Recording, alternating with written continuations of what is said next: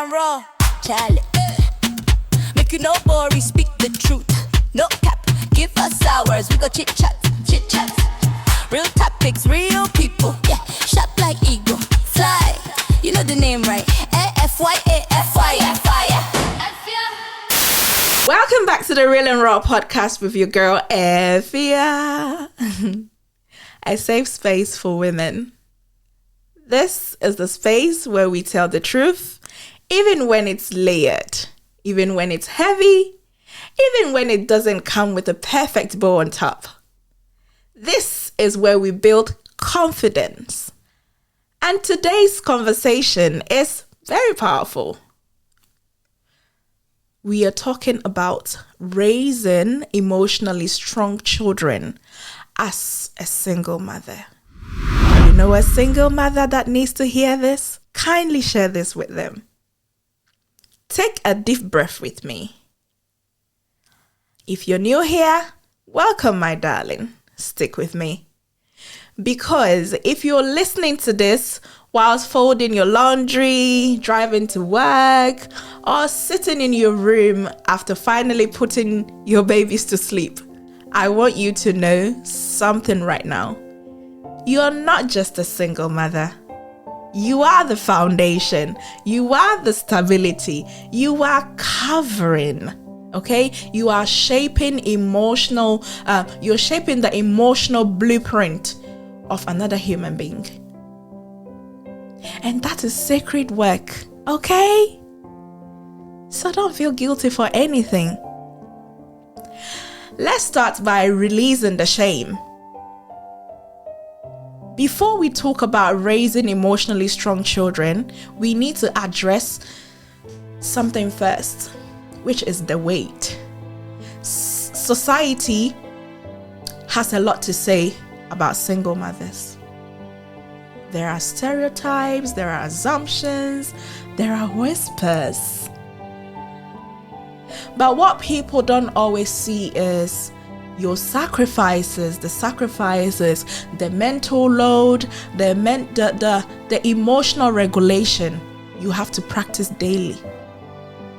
The nights that you cry quietly so your children don't see you break down. And here's the real and raw truth.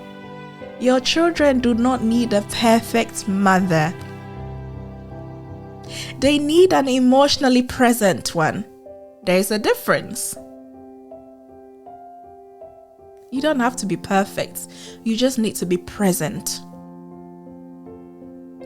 So what does emotionally strong actually mean? Let's define it clearly. Emotionally strong children are not children who don't cry. They are not children who toughen up. They are not children who suppress their feelings. Emotionally strong children can identify what they feel. They feel safe expressing their emotions. They know how to self-regulate eventually. They understand boundaries. They develop resilience when life disappoints them. And they also trust that they are loved consistently. Here's the powerful part. You do not need a two-parent household to create that. You just need emotional consistency.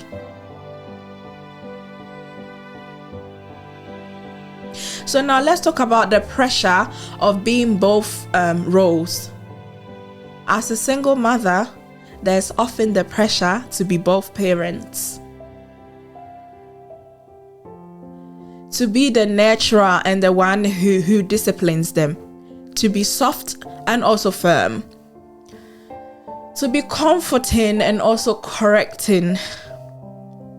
And that pressure can make you feel like you have to overcompensate. But listen to me carefully. You don't have to become two people. You just have to become a regulated one. Children don't need a mother who is trying to play every role perfectly. They need a mother who models emotional health.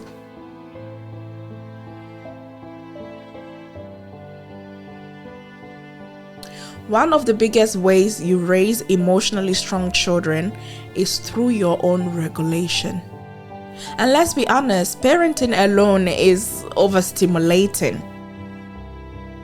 You are tired, you're touched out, you're managing finances, you're cooking, you're cleaning, you're making decisions all alone. So when your child has a meltdown, it can feel like too much. But here's the thing. Your calm is also teaching them how to be calm or how to stay calm. When you pause before reacting, you are modeling emotional control. Even in a double parent household. When you say, "Mommy is frustrated right now, I need a minute," you're teaching them that emotions are manageable and it's not scary. You don't have to get it right every single time. But repair is powerful. If you snap, you go back and say, "I'm sorry I raised my voice, I was overwhelmed." That's the best way to handle it. I think that apology builds emotional security, not weakness. From where I come from, saying sorry can be a little bit, not sure what to call it, whether it's ego, difficult, or it's just the way some of our parents were raised. But after being a mom, I know that apology builds emotional security and not a weakness. Let them feel, even when it's inconvenient. Sometimes as single mothers, we are in survival mode. We don't always have time for big feelings. But here's what builds emotional strength. It's validation. When your child says, "I'm sad," say, "I see you are sad. Do you want to tell me why?" Why are you sad? What's making you sad? You don't have any problems. Why are you sad? When they are angry, instead of saying "stop that" and shouting every single day, try saying, "It's okay to feel angry, my darling. It's not okay to hit. Let's figure this out." And you do it together. You're separating the emotional from the behavior. And that's emotional intelligence. A lot of times when children are having behaviors, it's because they are often not heard or being listened to. So when you're able to talk to a child calmly and know the reasons why they do things, they understand that you are listening to them and that you are trying to make their situation better. And you teach your children how to process things. Don't hide all your struggles. Now, this is very nuanced. Your children are not your therapists. They are not your emotional dumping grounds. But they also don't need to believe you never struggle. Do you understand?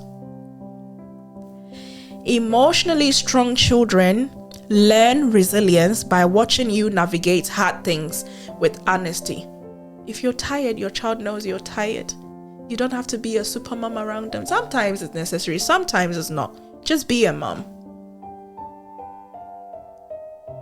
They need to learn how to be resilient just by watching you navigate the hard things you go through daily with honesty. You can simply say, "Mommy is working really hard right now. This season is a little challenging, Jaden, but we are going to be okay. You think the child doesn't understand you? They do. That teaches them that struggles are temporary. Hard times doesn't mean you're hopeless. Hard times that come doesn't mean that you're hopeless. And that your strength doesn't mean silence. You are modeling perseverance in a real time. And let's talk about something deeper, which is breaking generational patterns. Some of you are raising children differently than you were raised.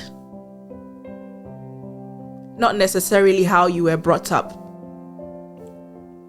You are choosing gentle communication instead of yelling. You're choosing boundaries instead of fear. You're choosing emotional literacy instead of emotional suppression. You're choosing therapy instead of denial. And that's not easy. You are parenting while healing. Almighty God! Earrings dropped because we got serious. And that deserves acknowledgement. Emotionally strong children are often raised by mothers brave enough to say, "It stops with me and I'm choosing differently." Building confidence in a single parent home is something different and important. Your child's confidence will not be determined by the number of parents in the house. Okay? Your child's confidence will not be determined by the number of parents in the house.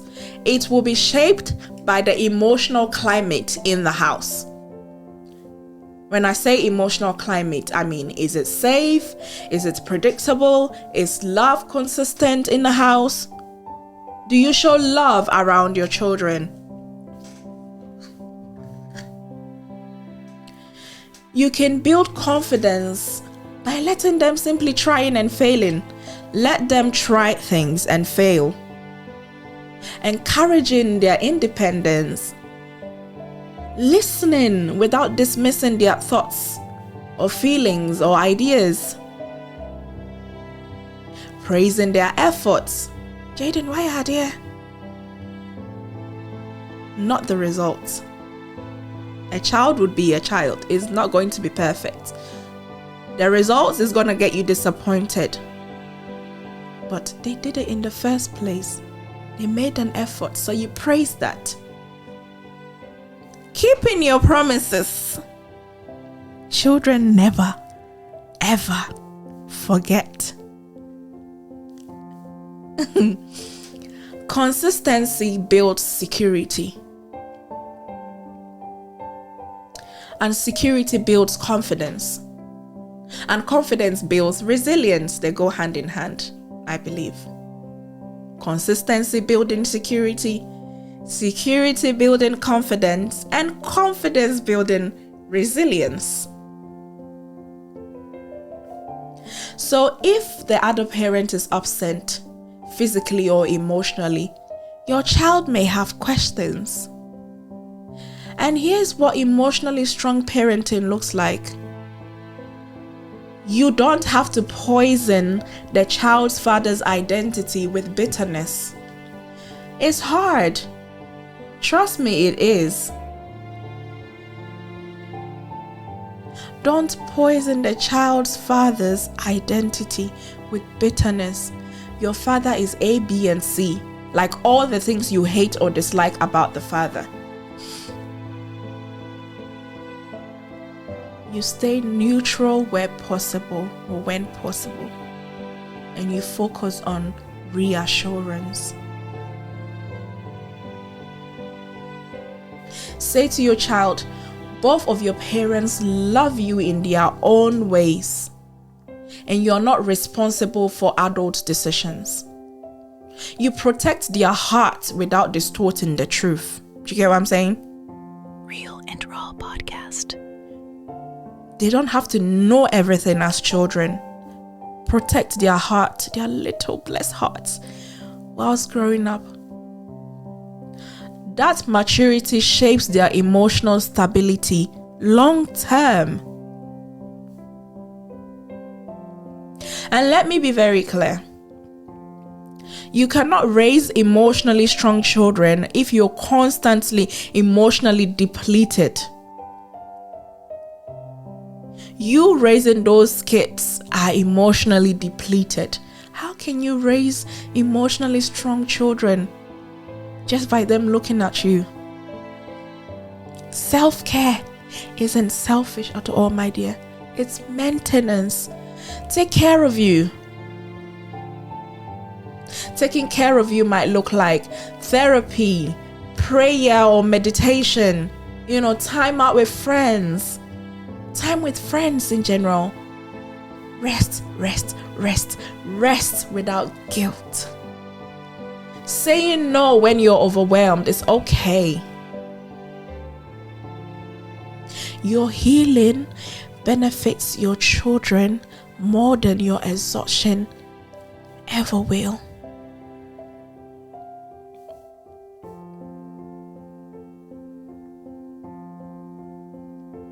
Single mothers often carry this silent fear, like, am I enough?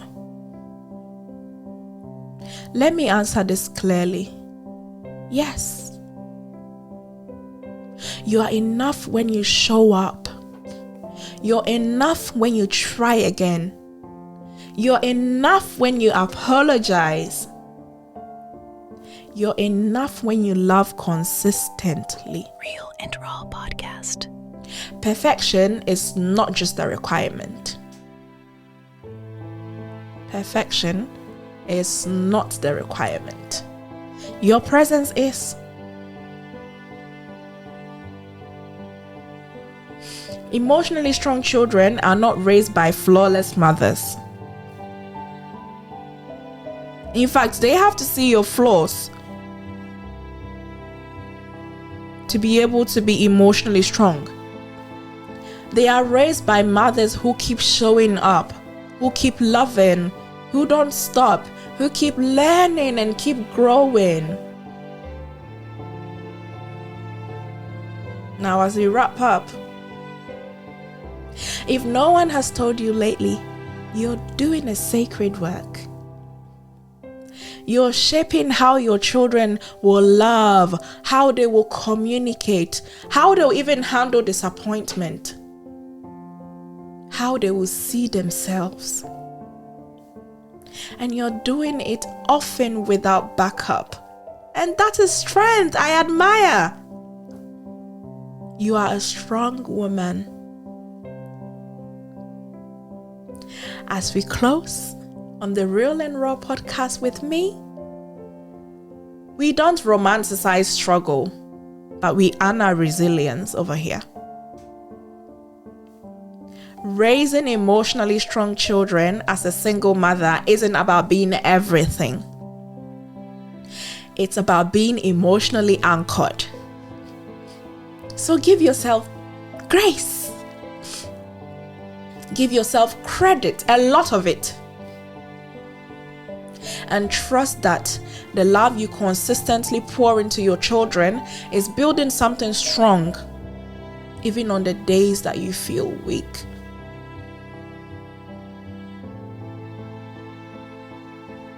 If this episode sat well with you and you haven't subscribed yet, Ade! Please do hit the notification bell. Until next time, stay real, stay raw, and keep raising greatness. I love you all. Peace.